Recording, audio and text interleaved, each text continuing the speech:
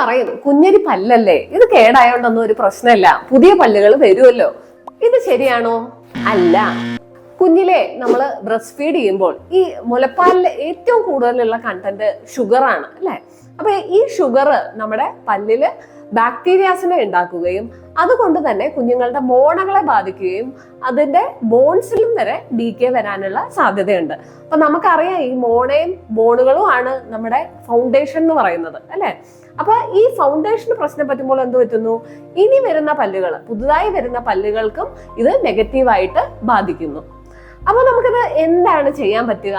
Breast feed ചെയ്യുന്ന time മുതൽ തന്നെ ഒരു 6 മാസം മുമ്പ് തന്നെ കുഞ്ഞുങ്ങളെ പാല് കുടിച്ചതിന് ശേഷം നനഞ്ഞ തുണി വെച്ച് മോണകൾ വൃത്തിയായി ക്ലീൻ ചെയ്ത് കൊടുക്കേണ്ടതാണ്. 6 മാസത്തിൽ എന്ത് പറ്റുന്നു? ചെറിയ കുഞ്ഞരി പല്ലുകൾ വരുന്നു അല്ലെ. അപ്പൊ ഈ ടൈമിൽ നമ്മൾ ഫിംഗർ ബ്രഷസ് യൂസ് ചെയ്യാവുന്നതാണ്. അതിൽ ചെറിയ അരിമണിയോളം വലുപ്പത്തിൽ പേസ്റ്റ് എടുത്തിട്ട് നമുക്ക് കുഞ്ഞുങ്ങളെ ബ്രഷ് ചെയ്ത് കൊടുക്കാവുന്നതാണ്. അപ്പൊ നിങ്ങൾ വിചാരിക്കും ഇത് കുഞ്ഞുങ്ങൾക്ക് തുപ്പാൻ അറിയില്ലല്ലോ, അപ്പൊ എന്താണ് ചെയ്യുക?